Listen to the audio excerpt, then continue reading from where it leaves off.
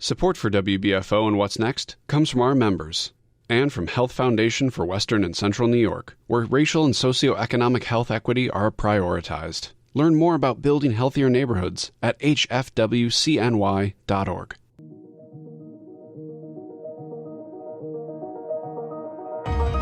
I'm Jay Moran. I'm Bridget Jaipal Valenza. I'm Thomas O'Neill White.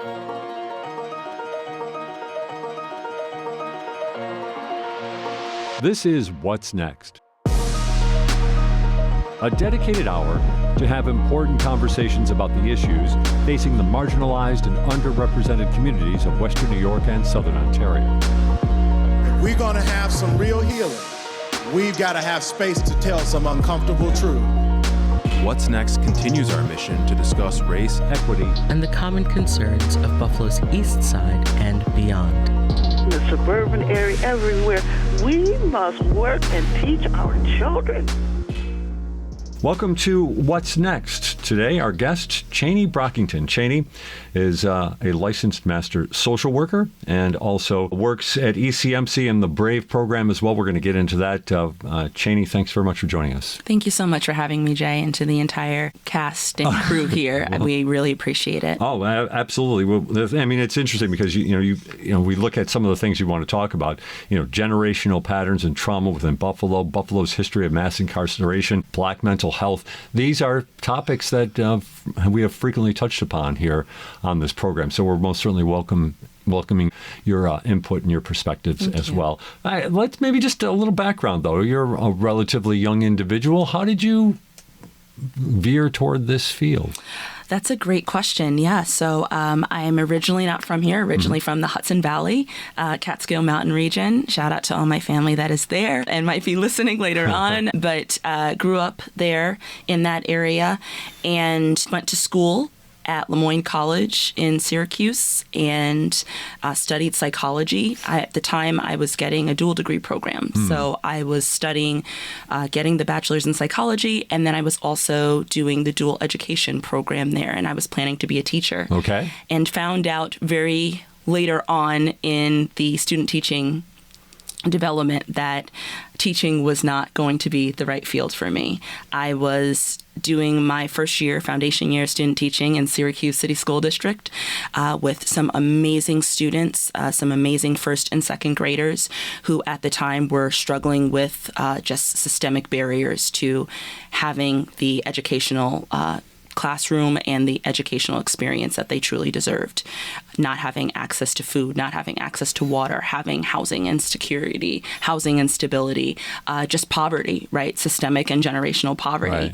And unfortunately, that was really affecting the way that we were interacting in the classroom. They weren't able to focus.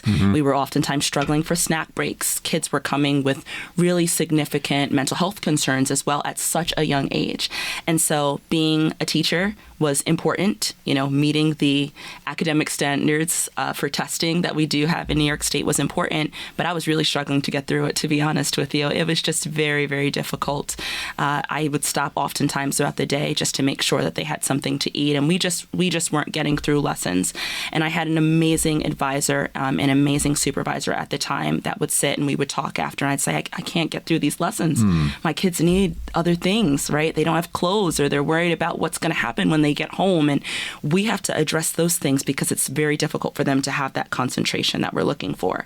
And we had kept talking about it, kept brainstorming, and essentially what we acknowledged was this is one of the systemic barriers of our education system. Right. We expect our students to all perform at a certain level, but they all don't have all of the basic needs that they need to in order to perform at that level. So this changed your professional direction, but if 100%. I wouldn't mind just staying at that moment for just a little bit. Sure. Because what you just said, the systemic realities that these young kids, little kids, were facing, you saw them, and now you can see them looking back as somebody who's now, a licensed mental health professional, someone who's dealing with it.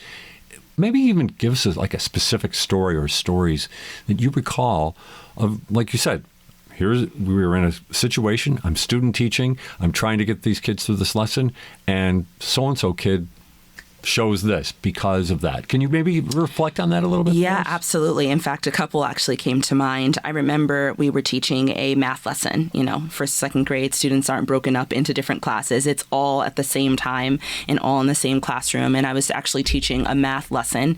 And of course, with passing the EdTPA or the assessment for teaching in general, you have to follow these different core components of these classrooms. And so we were teaching a math lesson, and two of my students actually, and I believe that they were half brother and half sister.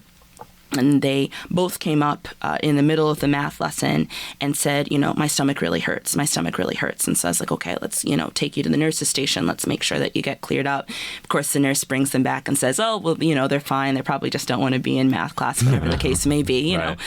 Which, could be a legitimate thing for young kids. Well, certainly was always my excuse. Exactly. Sometimes I didn't want to be in math, right? So I'm like, okay. So they bring them back into the classroom. And I believe it was at the end of the math lesson, I'm sitting down with them and I was trying to show them, here's what it is that do give them some extra special attention, which is difficult in a room of 21 students. And I was, trying to give them some specialized instruction, and I could hear their stomachs start to growl. Oh. And I was like, is that your tummy? And they were like, yeah, it really, really hurts. So they were hungry. And so we identified, when was the last time that you've eaten today? Really started to identify, when was the last time that you actually had a meal? And it was the day before. Oh, my. So I believe their last meal was probably leaving the school at the end of the day, having that lunch or that snack at the end of the day that we oftentimes provided in our classroom. Right. And so I identified, okay, we got to get some snacks. We need to, address this issue. But they were so distracted and so focused that by the time we got to the whole snack portion, that's it, right? You only have a certain amount of time to get through everything that you need to every day as a teacher. And I know that example may sound somewhat minimal to someone that's listening, but this is happening on a consistent basis, right? These are two students. We had students every day that were coming in with a different barrier or a different challenge.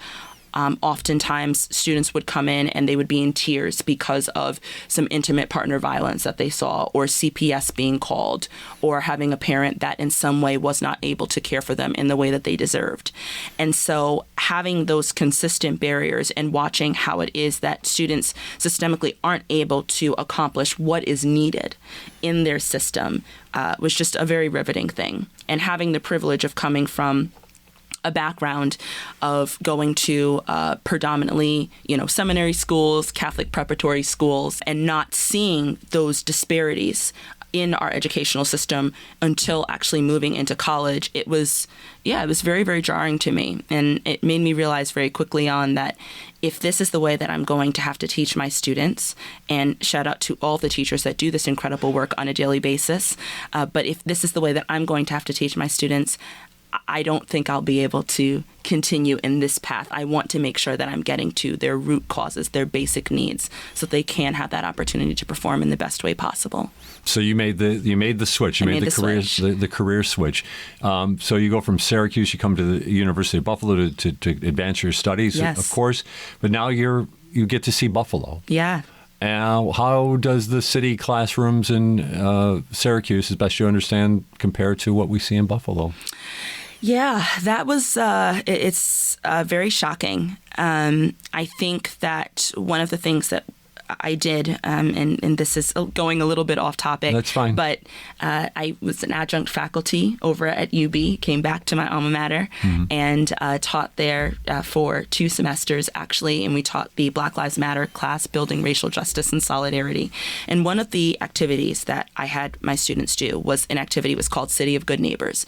And the reason why is because obviously that is a very big slogan and umbrella for Buffalo, is this idea of City of Good Neighbors, and the kind of the cornerstone of like a Buffalo slogan, if you will. It's definitely a slogan. It's definitely a slogan for sure, right? And so one of the things that we had them do in this activity that we would do every week was to address a different experience or a different news article or some research on Buffalo as a whole. and some of the disparities that we're seeing as it relates to race. Because the idea is that if it's a city of good neighbors, it should be a city of good neighbors for everybody, right? Everybody should have equal opportunity. Everybody should be feeling as if they are receiving, good neighborship, if you will. Sure. And so what my students very quickly found is that it has not been. And that is the same exact thing that I found as it relates to going into our school districts, our school systems, but also just our criminal justice system, right? Our current layout of land, our history of segregation, and being someone who is a Buffalo native, I know it can be very jarring to hear someone that's not from the area say, oh, well, I'm going to do all of this research, but I think it's important. I think it's important when you go into a new city and you move in to know the lay of the land, to know the history, to know how it is that it's affected the people and the residents that call Buffalo home. And so we found similar disparities, but unfortunately more in our school systems. Our school system here in Buffalo is on track to be very, very close to what we're seeing in New York City. We have out-of-school suspension rates that are very similar to New York City and to other larger cities, and we don't nearly have the concentration per capita. But yet those statistics are very similar, if not higher, here in Buffalo. We also have 4 out of 5 students in Buffalo qualifying for free or reduced lunch at this time. And that study was post 2020, but still a couple of years ago. Right. And so the number is growing exponentially. It's projected to be at about 4.5 out of Buffalo City residents and students being qualifying for free or reduced lunch. So if 4 out of 5 students are qualifying for free lunches at school or reduced lunches at school, it's safe to assume that there are several who are struggling with food on a regular basis, going back to your earlier story of the 7 and 8-year-olds who couldn't stay in class because their stomachs were hurting because they were starving. Absolutely. A lot of our students, and I've heard this from incredible individuals that do a lot of the food trust here, such as the African Heritage Food Co-op, such as the amazing talks and conversations, such as the Buffalo Black Caucus that's hosted by Zanetta Everhart, and so many other different conversations and community forums and community rallies for change and advocacy, that oftentimes our students, their last meal that they're having is either at the school district or at home, but there is a level of food insecurity that sometimes can still be present at the home. If you have students that are qualifying for free or reduced lunch, it's not anything of their doing, and oftentimes it's not anything of their parents doing. It's systematically related, but at the same time, we know that means that those students' income for the household is at or below poverty level. I don't want to necessarily get too general, but if we can see that there are these many students struggling with a basic issue like hunger, what's the likelihood that we're going to see those kids fall into that next level, that student suspension level that often we hear about the classroom to prison pipelines or school to prison pipeline?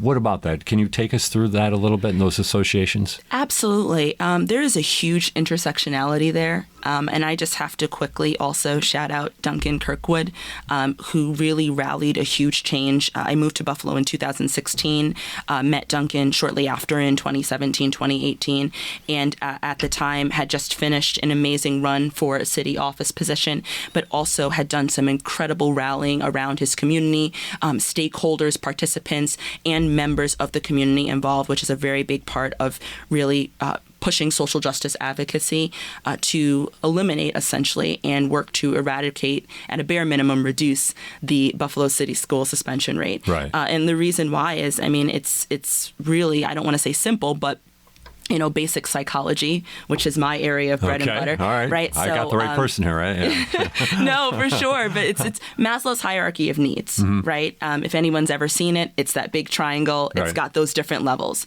There are 2 basic needs that every human needs to have in order to meet those additional levels of, self-actualization, of trust, of realization, of learning, of like this higher calling. And those basic levels are safety and security.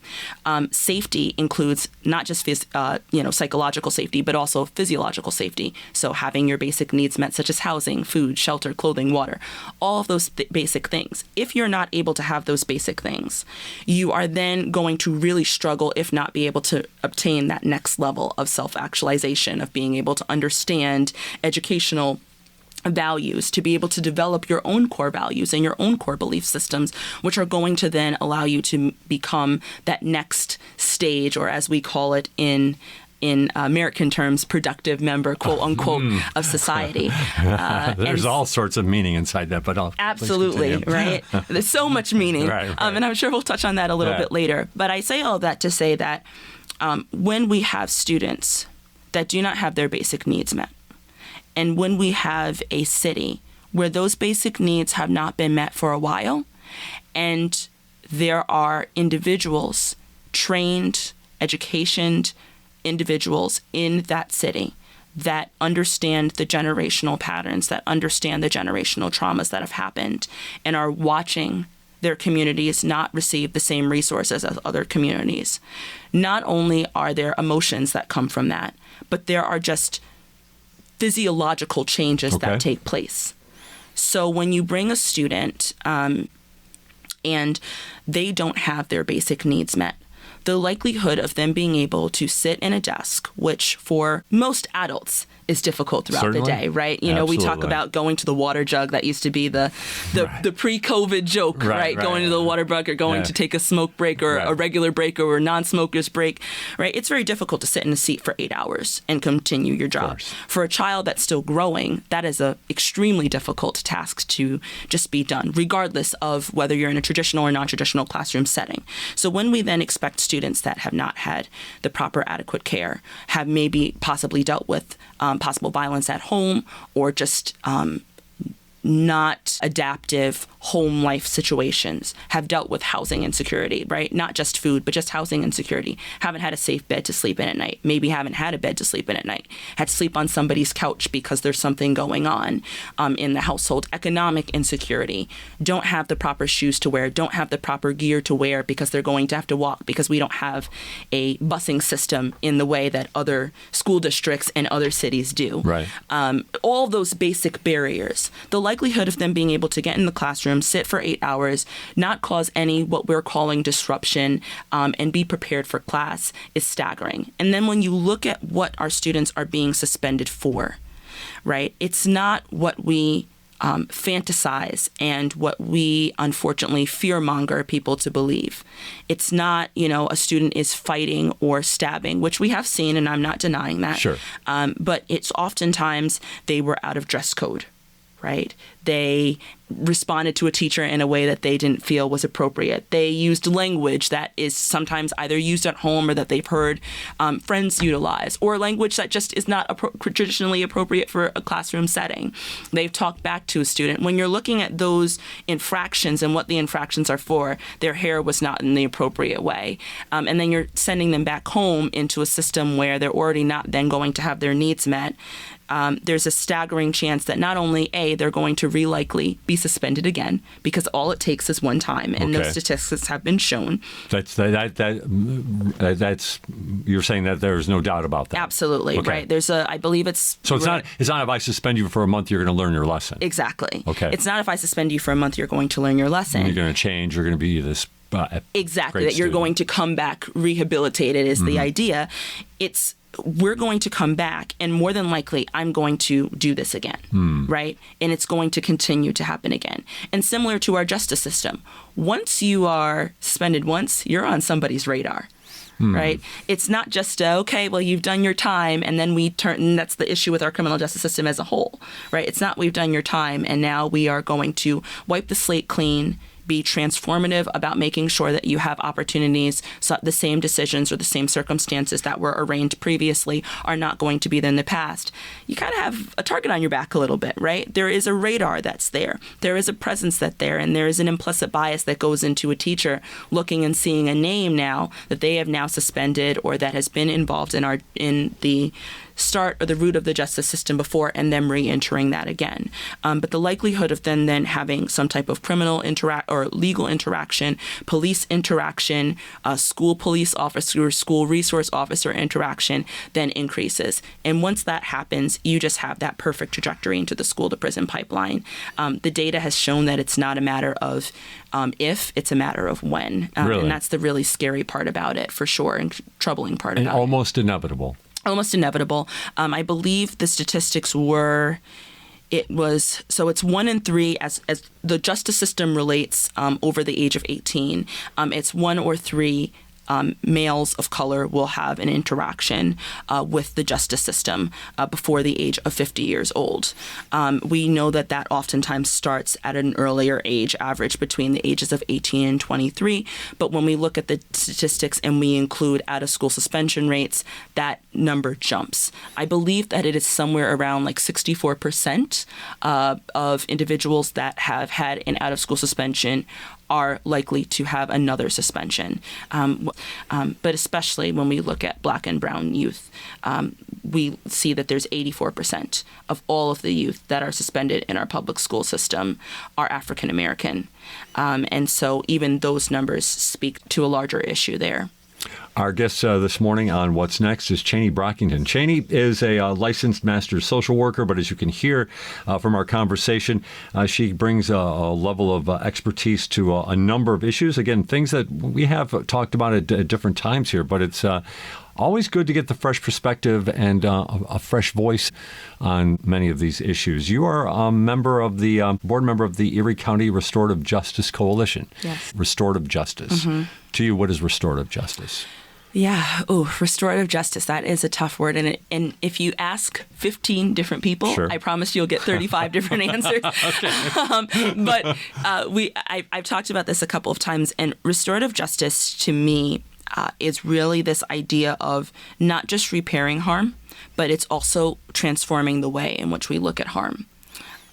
When we look at offense as a whole in this country, but even on a smaller scale here in Erie County, we are very quick to not just penalize, but also prosecute the individual that has caused the harm and not look at why it is that the harm was caused and how it is that we can properly do justice for the individual that was harmed.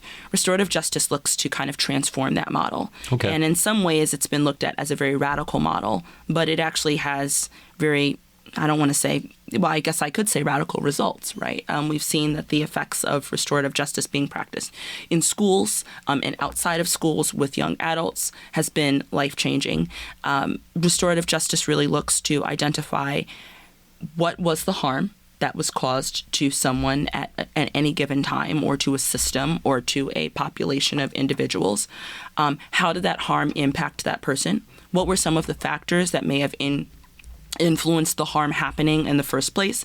And kind of a what's next question, okay, right? Where do we go from here? Sure. How is it that we can make sure that both parties are able to to understand why it is that the harm happened, and what it is to make sure, or what it is that we can do to make sure that that harm does not happen again, that the population and that the community served becomes better as a result of that, and that the community and the population served feel safer as a result. Okay. So again, it is also, and what I find and what I love about the work that's done at ECRJ is that it's also proactive, not reactive. And I know I use that terminology a lot, but it is also looking at, are there ways that we can get involved before there is harm? Okay. Because we know that there will be harm, right? We are living in very, very heightened times is like the nicest way that I can say it, right? We know that unfortunately there will be harm, right? There will be, an incident at a school or something that happens in a neighborhood. We're aware of that, right? Our system tells us that. The lay of the land tells us that. Our map of Buffalo's history, unfortunately, tells us that as well. So it's looking at a proactive approach. How is it that we can get involved before there is harm to make sure that there are systems in place that provide space for others to understand the impact of their harm?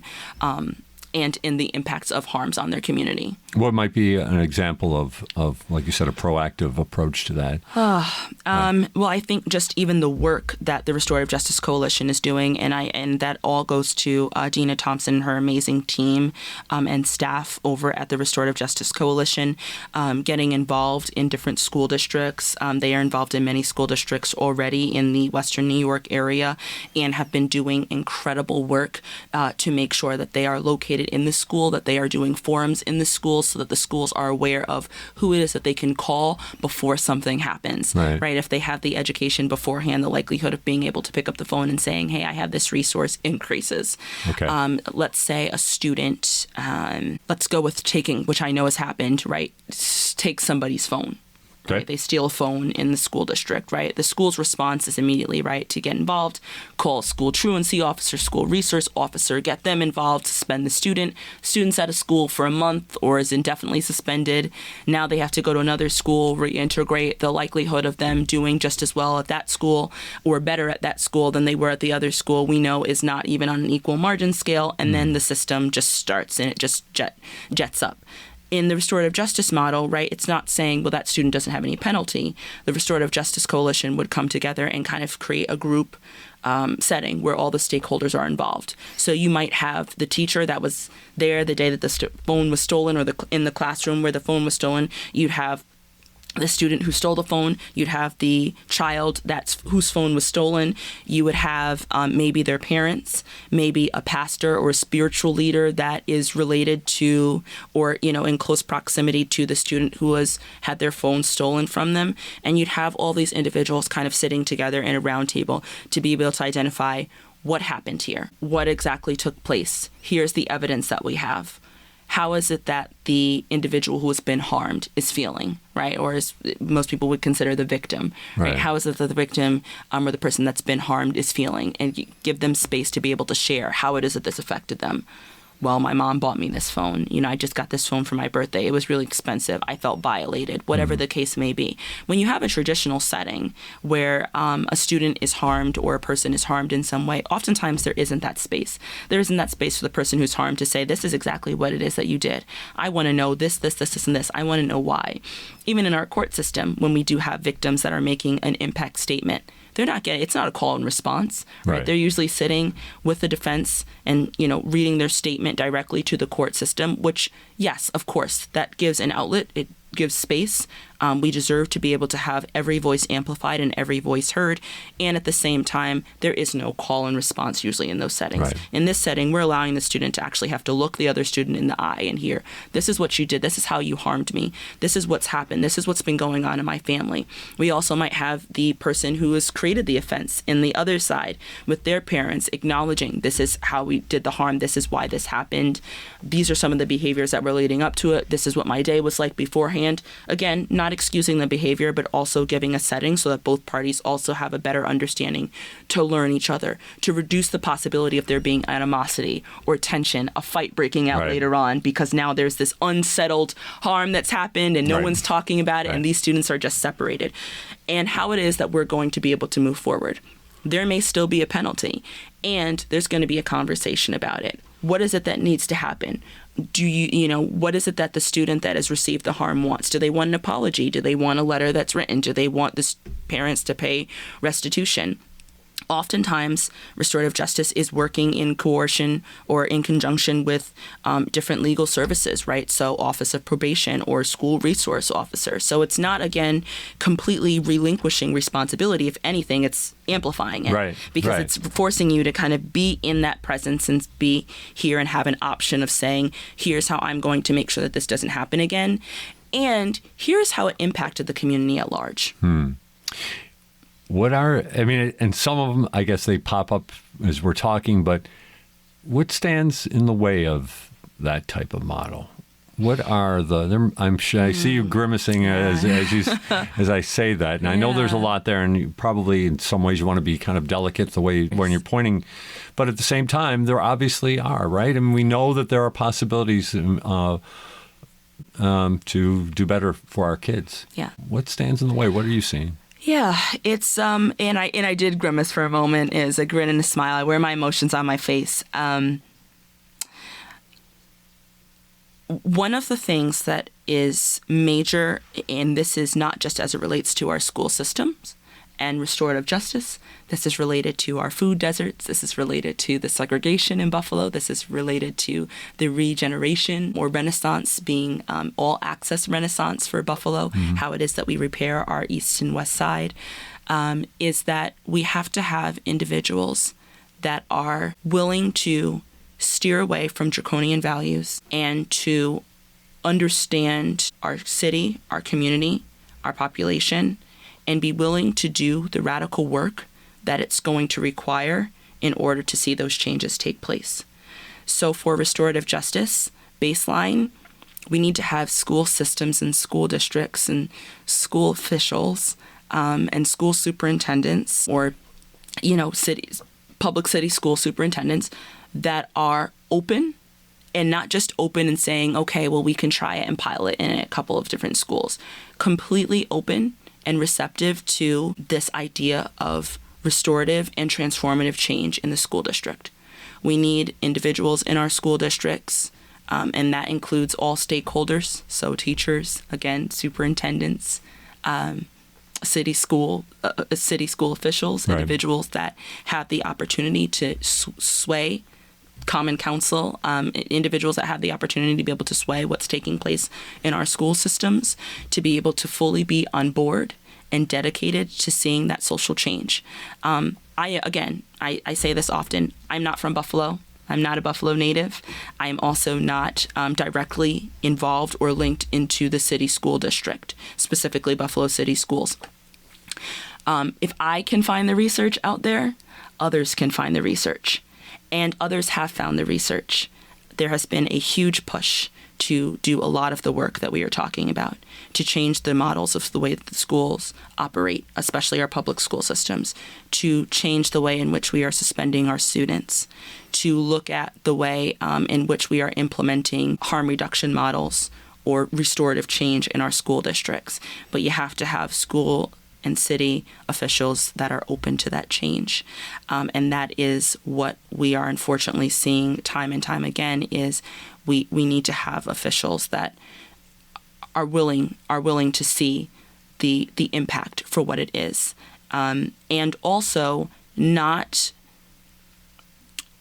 blame our students. There is a significant amount of blame, and I have heard it when we were looking to eliminate school suspensions surrounding, well, this is just how our kids behave, and they're bad kids, and this is how they react, and when they react this way, we need to. And that language is extremely jarring. I have not heard that language in a while, thank goodness, and I'm very grateful for that. Yes. But I am thinking back specifically to a couple of meetings that I sat in, and hearing that language was extremely concerning and disheartening. Because when we have a perspective that our students are just wanting to be this way, or that our city wants to behave this way, or when certain areas, certain populations, certain demographics, certain races or ethnicities just want this consistent, perpetual system of harm and violence and segregation and, separation from having opportunity and access to proper resources, it's a really unfortunate and very unhealthy form of victim blaming, and it's not adaptive for seeing what we want to see. It's not adaptive for having a city where jobs are booming and where individuals are all, we can say that we have a high vocational rate of employment. It's not ideal for having a city where we're seeing a renaissance of wealth, not just in the downtown area, but in all of the different sides of Buffalo, on the east side and of the west side and Amherst and other areas, right? It's not conducive to that. So there has to be that understanding, there has to be that dedication to research, and not, again, turning that blind eye to research and then saying, well, we'll worry about it in 2030. And there has to be that willingness to implement that change and give a radical yes. Stay with us. There's more to come. This is What's Next on WBFO. Explore the Underground Railroad's final stop. Learn about how the Latine workforce organized to overcome discrimination and follow the timeline of immigration in Western New York. So remember, history surrounds you and includes you. Watch Compact History on the Buffalo Toronto Public Media YouTube channel. You're listening to What's Next, our place to discuss the important issues of our communities of Western New York and Southern Ontario. We want to hear from you. Click on the Talk to Us option in the WBFO app, and we will work to get your questions or comments on the air. Do you have a story or concern that we should be addressing? Email us using whatsnext@wbfo.org. Together we'll have the conversations that are needed. This is WBFO, your NPR station. Cheney Brockington is our guest this morning on What's Next, licensed master social worker, also a board member of the Erie County Restorative Justice Coalition. Cheney is in private practice as a mental health counselor, but also does work at ECMC in the BRAVE program. I mean, we've jumped around at a couple different things here, so I don't want to miss an opportunity to access your expertise and your experience here. So let's talk about the BRAVE program at ECMC. Sure. Absolutely. I am so grateful to the leadership of Dr. Shannon King, Brianna Hill, and Paula Spiro, who have done some incredible work in really curating a program that offers services to our most vulnerable population. Obviously, ECMC is known as, the level 1 trauma hospital, no doubt, yeah. Right? If there is any form of trauma, people know that they are more than likely going to ECMC, and it has that repertoire in the city, and also that, statistics in the city is one of the regions only. Actually, BRAVE is a program that stands for Buffalo Rising Against Violence at ECMC, and essentially it is the region's only hospital-based intervention program for violence. So what BRAVE looks to do is it looks to address individuals who have been victims of both intimate partner violence and or sexual assault, and also predominantly gunshot wound victims, so individuals that have been harmed by gunshot wound. The work is incredible. It is extremely intense because we have a group of social workers, case management, hospital responders who really bridge that gap between coming in to the hospital in one of the worst states of your life and being able to understand exactly what services are available for you and really normalizing those services.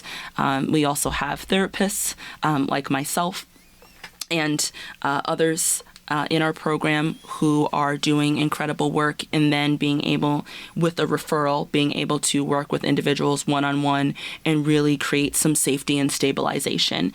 So through therapeutic interventions, but also through, again, bridging that gap and linking them with case management services, assistance with transportation and other resources if needed.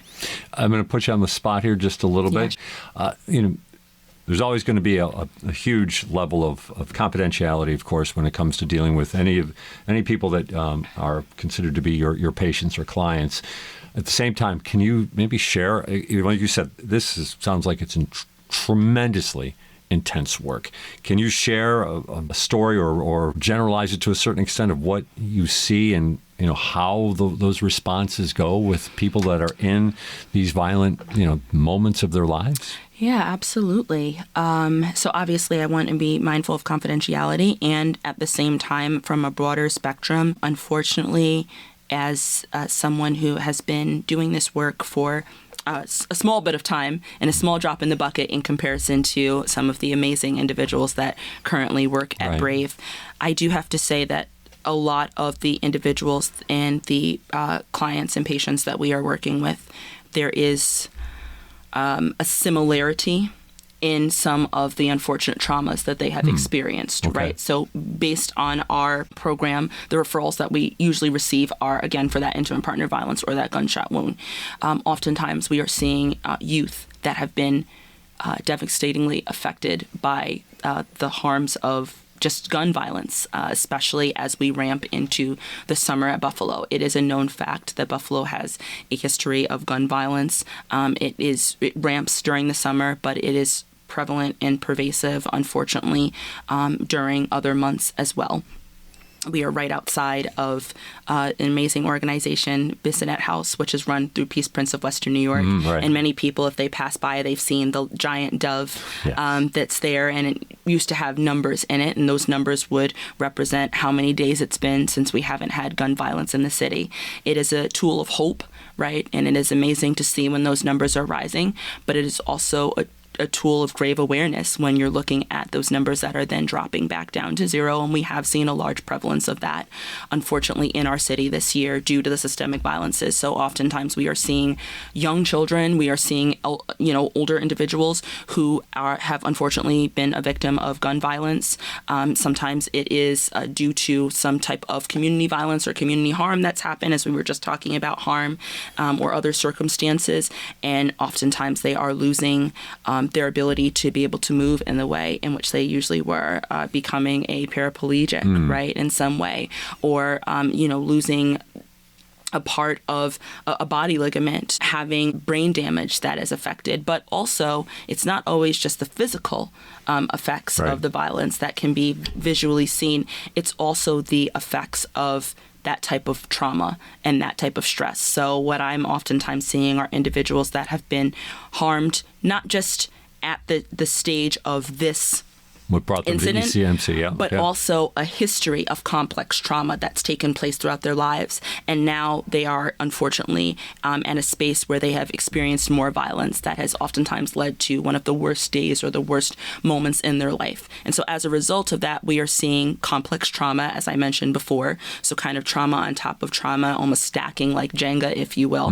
And then coming in and acknowledging that they are experiencing all of these different symptoms of what we know as PTSD, or post-traumatic stress disorder, right? So hypervigilance, difficulty concentrating, difficulty sleeping at night, nightmares, flashbacks, unable to feel comfortable in the safety of their own home or in the safety of their own community, right? Sometimes struggling with depression and anxiety, so co-occurring symptoms and co-occurring diagnoses. And so that is a large portion of what it is that we see. There's also, again, that intersectionality with what we're seeing from a mental wellness standpoint, what we're seeing as it relates to the physical effects of the violence or the harm that's happened, and then that intersectionality of Maslow's hierarchy of needs. So they're coming in, there's a significant amount of trauma, and then there's also a basic need that is not met. There is housing insecurity. There is pervasive, homelessness or chronic homelessness that's taking place. There is economic instability, inability to pay hospital bills. So I'm trying to make some significant choices between, do I actually go and get to the hospital or take care of these medical needs that I might have post-operative, or do I stay home and try to take care of it myself because I literally cannot afford this healthcare system?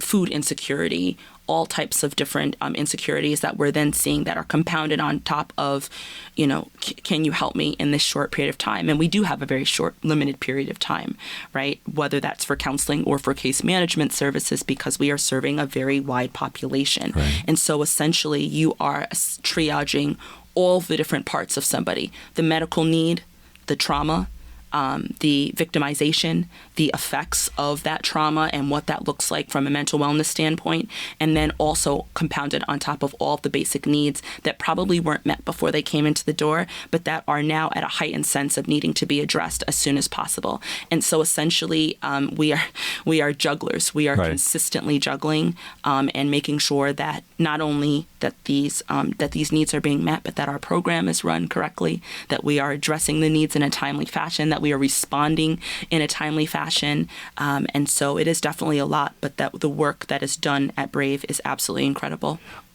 I find sometimes that people say there's lots of services, but the information isn't getting to the right person. It sounds like this program is totally geared toward that in an urgent manner, right? Are you having success in connecting the person, the victim, I'll use that word, with the things that they might need to at least get through this time?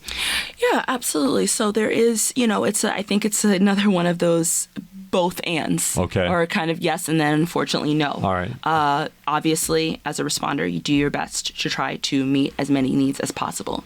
Sometimes those needs are greater than just what one person might need, right? I can't we might not be able to solve the entire housing insecurity, but we can also then make sure that they are linked with clinical case management or additional services to assist with that housing stability, link with victim services or Office of Victim Services to make sure that any post-incident needs that need to be met. So whether that's a medical supply or a medical provision, or that is some additional form of resource, that is met in some way, shape, or form. An interesting note, though, we did talk about this just a little bit. You got involved in doing some speaking at St. Joe's Collegiate Institute here in Buffalo. And it's interesting to see, what the subject matter was, but also the response from the students. Could you share that experience with us? Yeah, absolutely. And a quick shout out to St. Joe's.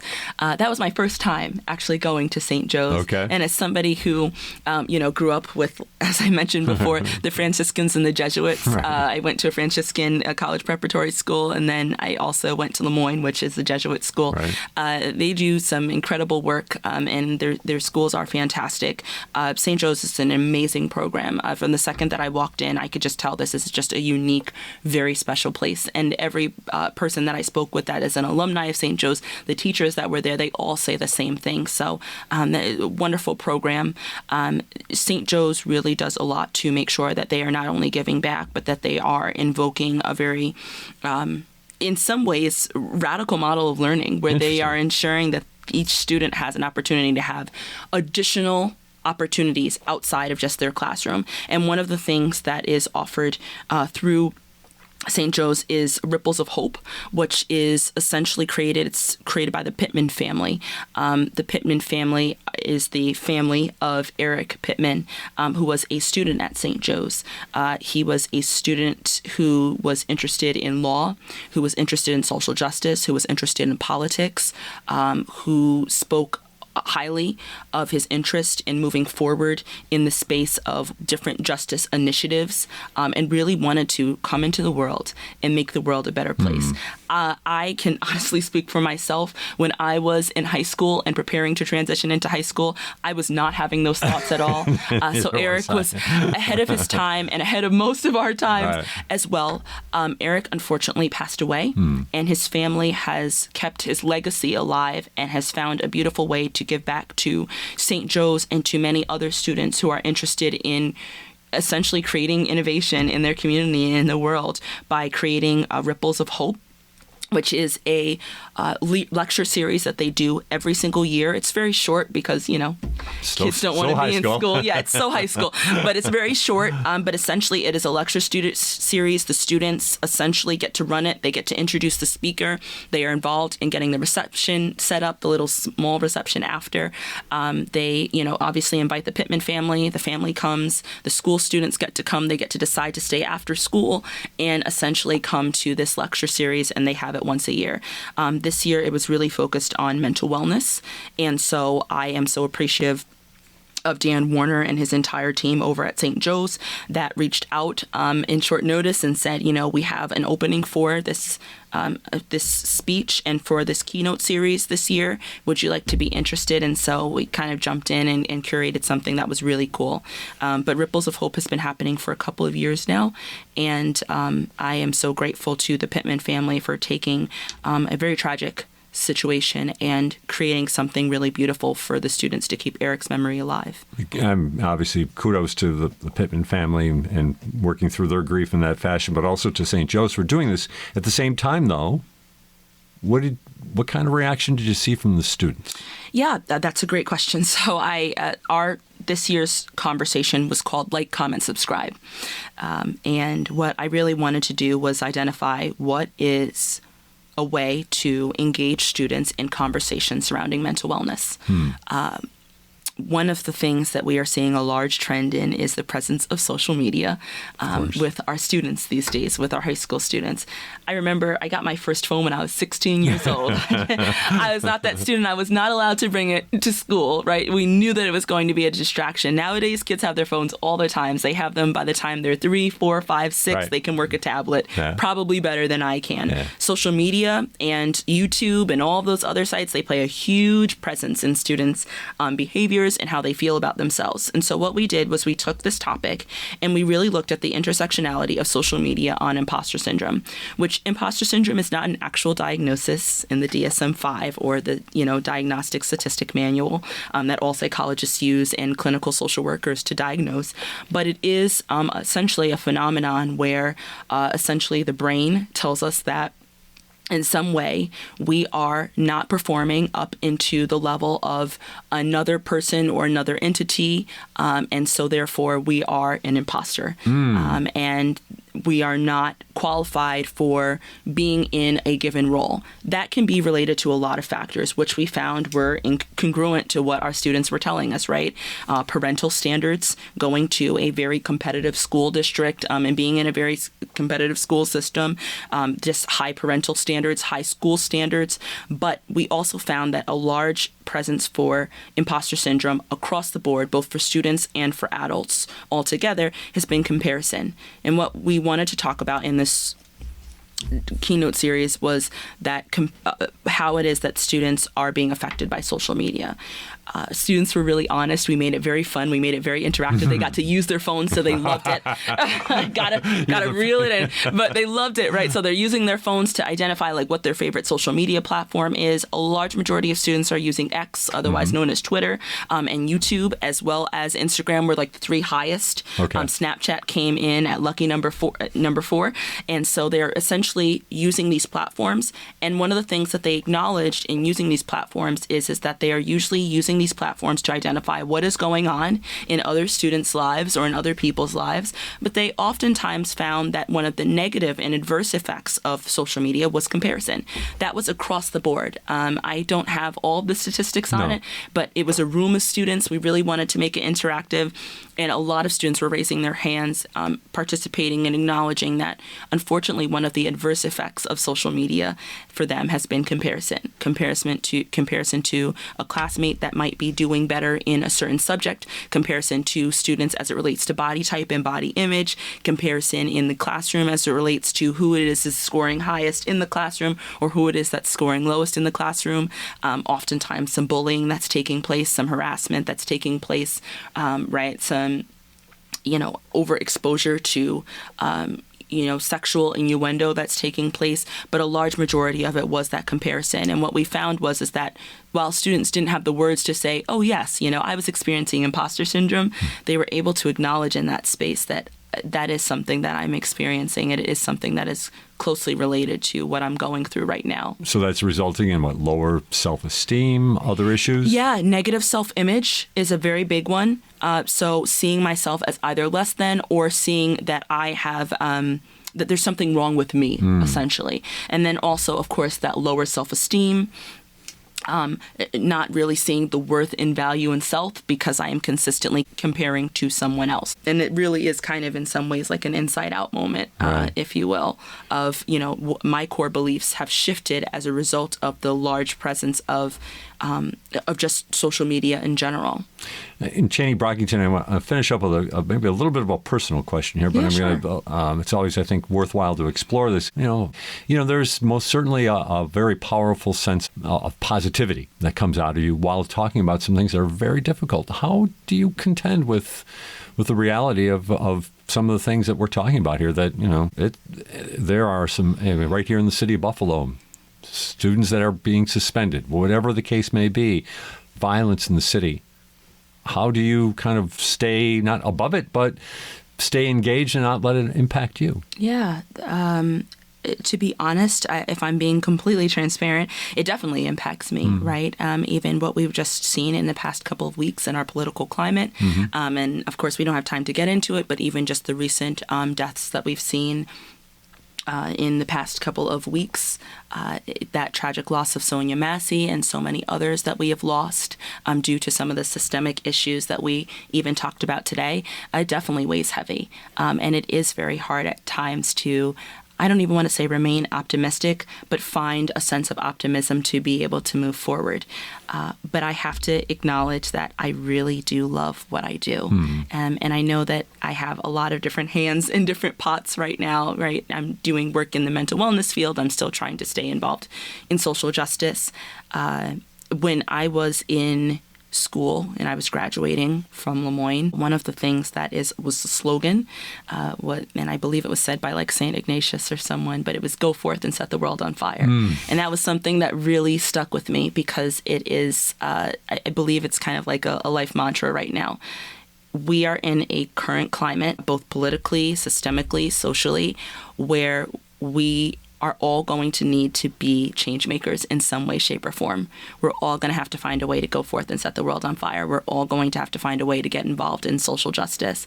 And knowing that there are people, like-minded individuals that I get to surround myself with on a daily basis that are interested in seeing change, that are interested in being a part of a good trouble, as John Lewis said, and just joining that fight and that movement to be able to push forward and do the work that's needed, and to be able to be a part of a speck in that bucket really just kind of, it keeps me going. I'm also very grateful for the optimism of my mother and my grandmother, who were also change makers and drivers in their own light, and really kind of paved a pathway. And my own grandfather, who grew up in 1930s Jim Crow, Mississippi, who was also a change maker in his own life and continued this path forward and really made a path for not just freedom, but also a path for resilience, and a path for not just taking no for an answer and continuing to move forward. And so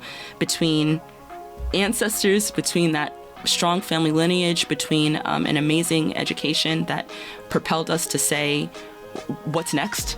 How do we make better change? How do we move things forward? But also recognizing that like we all have to be a part of it, and I have a part to play, and I have a responsibility and a role.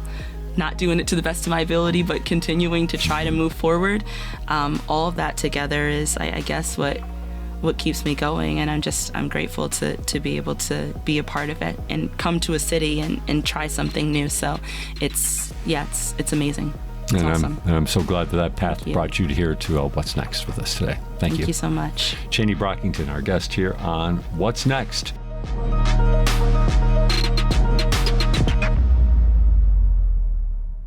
Support for WBFO and What's Next comes from our members and from Health Foundation for Western and Central New York, where racial and socioeconomic health equity are prioritized. Learn more about building healthier neighborhoods at hfwcny.org.